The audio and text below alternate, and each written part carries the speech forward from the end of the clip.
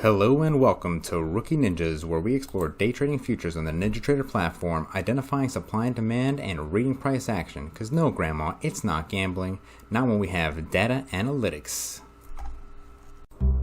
Welcome to our Strategy Builder series. So essentially for today, we're going to be looking at sharp moments in the market. Like always, we're not going to try to catch these moments, but what we are going to try to do, represented by the green bar, is we're going to try to catch the reversal. So if price is below that yellow moving average, then we want to catch a moment where we can essentially catch a bullish trade going back up. Now if price spikes above the yellow line, just the opposite, we're going to be looking for a moment where we can catch a bearish move. So this moving average here that you see is actually going to be playing quite the large role. Alrighty, let's take a look. In fact, let's just call this one moving averages. So I haven't decided yet, but we are going to be using a few different moving averages for this strategy. Alright, now let's see if we can get a couple inputs here. For our first, let's call our larger moving average just our base. It's going to be the deciding factor pretty much on whether we're going to be looking at a long trade or short. So we'll put here 100 just because we know that we'll be able to use our analyzer to essentially check and see what the best value will be. We'll definitely need at least two more. So we'll have moving average 1 and moving average 2. And finally, our indicator that we're going to be looking for a trade, our volume input, which based off this chart, 4,000 looks like a good marker. And of course, just for the sake of having it ready, we'll put our profit target set to 50, 50 ticks. Our stop loss, of course, set to less. On second thought, let's give ourselves a little distance. So put this at 80. Although with the analyzer, who knows? It's really going to just be a matter of what's going to be coming back, hitting the most profitable. Alright, let's have a signal here. That'll be represented by the blue line, so essentially catching that burst with our volume. And we'll get started. So first things first, let's take our volume indicator and go ahead and set the standard for what's going to make our signal true. So let's put the volume inputs.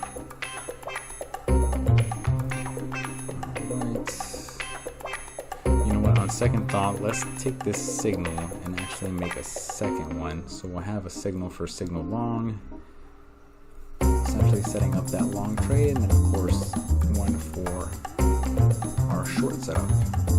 So aside from having our volume indicator hit at 4,000, we're also going to take that first moving average, which is set to 1. Really it's just following price around. But we want it to be less than our base, which is going to be our large moving average, set to 100-day moving average. The larger the value for a moving average, the more you can kind of base it off of. Personally, I like using a larger moving average day to indicate whether we are moving in an upward direction or we're moving in a downward direction. Make it as simple as possible on yourself, and essentially if you're below it, the market's moving bearish, and if you're above it, the market's moving bullish. Remember, not only are we trying to build these strategies, but we're also trying to just get better at reading price action. Alright, so in this instance, with EMA, our moving average 1 below base, we are looking for a long signal. Make it clear, the market just took a dump and crashed down with a burst in our volume, and essentially we want to catch the market correcting itself, consolidating, moving towards a point of resistance. Alright. Now, if our signal long is true, and we go to our, hold on, let's just double check real quick, make sure we have the right values here. Alright, yes. So our EMA2 is set to a value of 2. So first, we'll go to our EMA1, so our moving average 1. With a value of 1, it will fall faster than an EMA with a value of 2. So all we're saying is that this titanic fall that took place has essentially come to an end, and now price is beginning to reverse. Sometimes simpler is better. Alright, we're going to go ahead and enter our long position here, like so. Alright, with any luck, hopefully these will be our points that initiate the trade. Alright, nice and simple, but how about we complicate it just a bit and have our moving average 2 be greater than our moving average 1. Just as we said before, with this particular setup for a long, your moving average with a value of 1 is going to drop faster than your moving average with a value of 2. So because we're basing this off of price being below that base value of 100 or whatever we decide to leave it on, this is going to secure that the move that's taking place is the move that you want. That price is falling, not rising below the base. So just a little security caution here. Alright, and now that I'm recording this, I see that I may have made a mistake. The moving average 1 being less than the base and volume being greater than the volume input should be set to 2 bars back, not 1 bar back, and then what we just added should be set to 1 and not 0. Otherwise, it doesn't really do much. Alright, moving on, we're going to duplicate our set 3 to see if we can go ahead and get our setup for our short trade.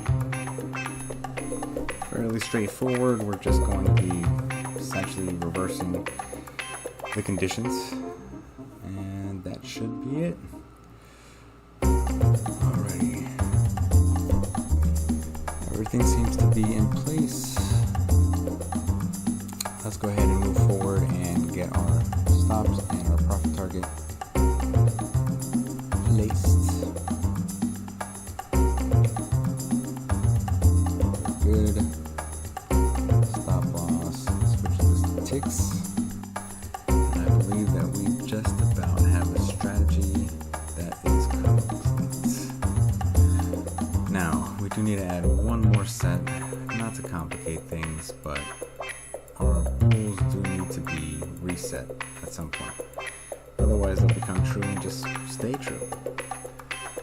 So, let's try to say that if unrealized P&L is greater than 0 or less than 0 or equal to 0, that it will go ahead and switch these to false.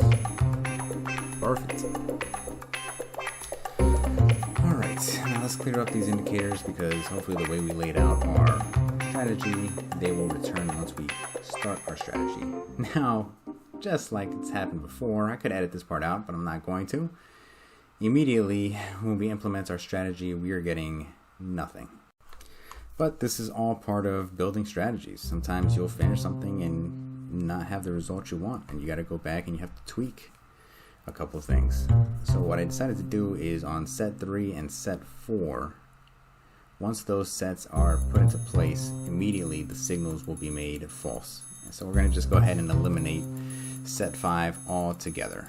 And after that, voila, we have our entries hitting at the marks that we want. Perfect. Alright then, so now that we have our visual confirmed on our chart, time for something that I enjoy doing. We'll take out our strategy analyzer and see if we can find this strategy and go ahead and see how it's performing in the market. Now, this is one of two steps. So we're going to run it in our analyzer, see how it's performing. We're going to try to optimize it, and then of course we're going to be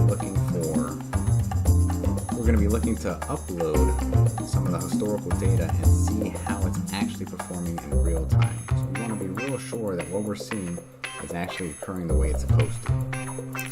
Not gonna lie, not great results to start with, but that's the beautiful part about the analyzer. We have this feature to optimize our strategies. So let's just see maybe what optimal profit targets and stop losses might look like.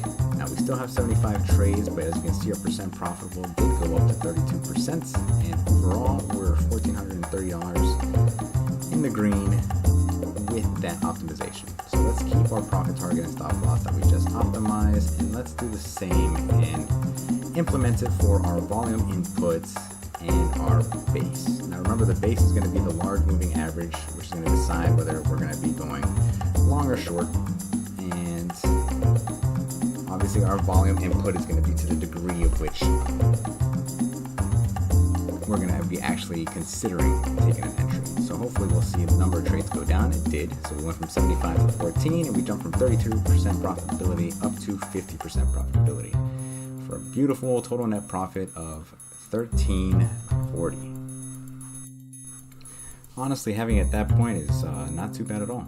I'd call that a fairly good profit, or a fairly good strategy that's been put together. Especially we have a higher average winning trade. We're sitting at 50%. This would be a nice one to maybe watch with alerts, or to really backtest and see how good you can run it on your system. Now, just for the sake of having the analyzer still open, let's see maybe if we can actually take it a step further. I don't think it's going to make much of a difference, but maybe we can move and optimize our moving averages as well. Alright, so we'll go ahead and keep the results from our volume input and from our base, and let's just take our moving average 1 through 10, and our moving average 2 through 20. We're already sitting at 50% profitability, but let's just see if maybe we can increase that a little bit. It's gotta stay close, I'd imagine.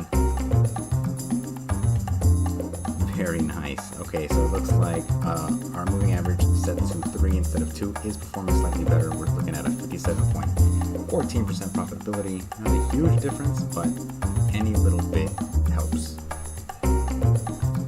Honestly, super pleased with the strategy. If anybody wants to take this one to the next level and maybe start charting it and following the results, and would like to respond with some of your results, we'd love to feature you on the channel. This right now is looking much better. Low frequency but high profitability is always how we like to. It's always what we like to aim for. And of course, like we always say, you take something like this and you're patient enough with it, and over the course of a year or two, you'll start adding contracts as you build profit. And who knows?Maybe you're trading 10 contracts in 2 years, and instead of your month or 2 months looking like 1,800, you'll be closer to 18,000. Now, wouldn't that be nice? So let's actually move forward and see if we can get some results on our playback and upload one of these trades, see how it's performing in real time. Alright then, so looking at the results, we have our latest entry that was profitable hit on the 31st of January at 4:05 p.m. So I'm going to go ahead and disconnect from my main connection, and we're going to download some historical data. Perfect. Now, before I made a mistake, I actually didn't have NASDAQ saved with the right connection, so I'm going to be using a micro version of it. But all it is essentially 1/10 the size of the NASDAQ. Everything else should be the same, or at least close enough for this strategy to hopefully hit. Alright, so here is our day, the 31st. Let's go ahead and get our right inputs in there. Perfect. Make sure everything lines up. Gotta make sure to put the right time as well. Make sure it's PM, not AM. Alright,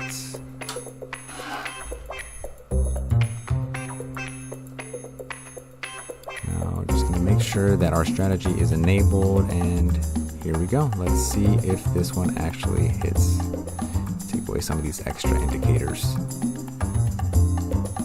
That large blue line is going to be our start point. That's hopefully what initiated our bull to make this strategy. There we go. Perfect.